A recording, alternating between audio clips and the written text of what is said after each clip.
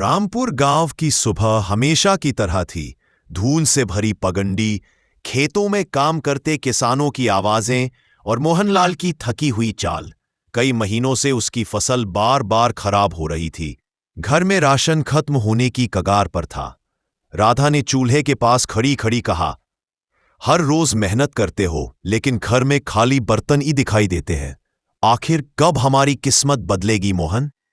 मोहनलाल भारी सांस लेते हुए बोला, मैं जितनी मेहनत करता हूं उतना ही अधिक दुख मिलता है राधा। फसल कभी सूख जाती है, कभी कीट खा जाते हैं और अब तो जमींदार का कर्ज भी सिर पर है। राधा उदासी से बोली, अगर यही चलता रहा तो घर कैसे चलेगा? मोहन कुछ कहता इससे पहले ही जमींदार और उसका साथी बलराम खेत में पहुंच गए। जमींदार चिल्लाया, ओ मोहन, अब और बहाने नहीं चलेंगे। कर्ज चुकाओ, नहीं तो तुम्हारी फसल और जमीन दोनों मेरे कब्जे में जाएंगी।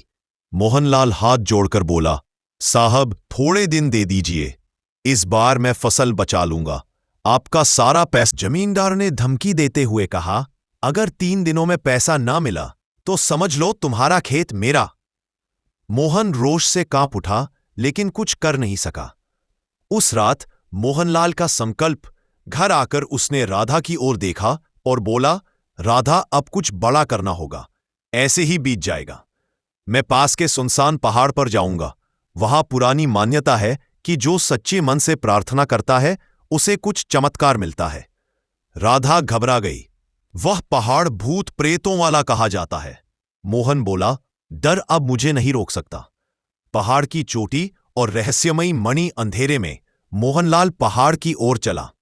ठंडी हवा, चुप्पी और दूर दूर तक अंधेरा फैला था। अचानक उसे एक बूढ़ा सन्यासी मिला जो एक चमकीली मणि के पास बैठा था। सन्यासी ने अपनी आंखें खोली। तुम्हारा मन दुख से भरा है किसान, क्या ढूंढ रहे हो?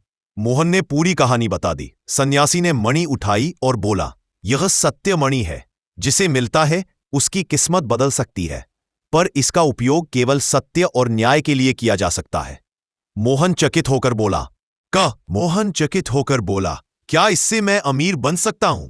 सन्यासी मुस्कुराया, धन मिलेगा पर उतना ही जितना तुम्हें जरूरत हो। पर याद रखना, यदि तुमने दूसरों को नुकसान पहुंचाने की कोशिश की तो यह मणि अपना चमक खो देगी। मोहन ने श्रद्धा से मणि स्वीकार की।